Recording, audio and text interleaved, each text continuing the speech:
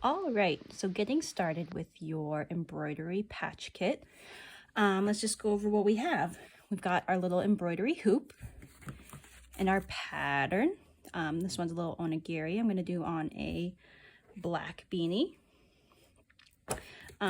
This is my floss. Yours comes in a new skein, but I've already used some of this.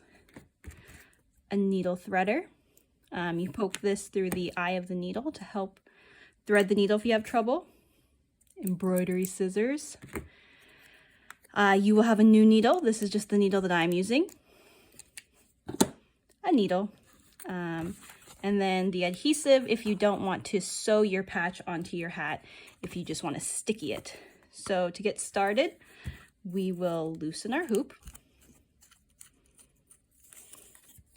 Put down the inner circle and lay the pattern over as good as you can get in the center.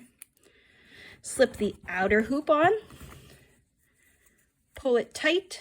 You want it to be as tight as you can without, ripping the fabric. This is felt, so it's pretty sturdy. And then tighten, tighten, tighten. If you want it even tighter, if you have a pair of little pliers, you can use that to tighten it even more.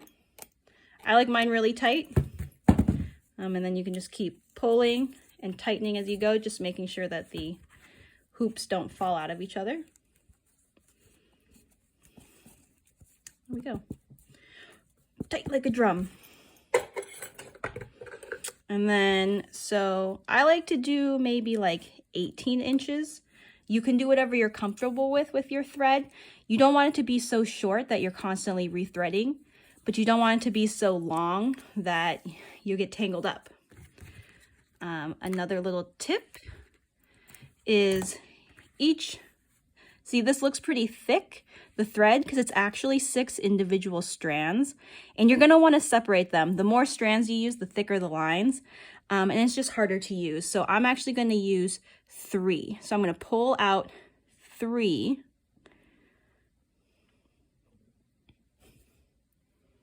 Make sure I actually have 3. 1, 2, 3. And this way, this will actually be good for 2. And before I have to cut more thread again. Floss, it's called floss. Thread would be like sewing thread.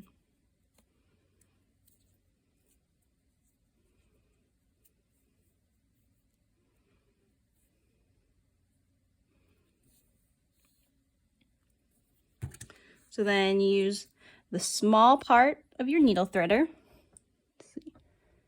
Stick it through your eye of your needle.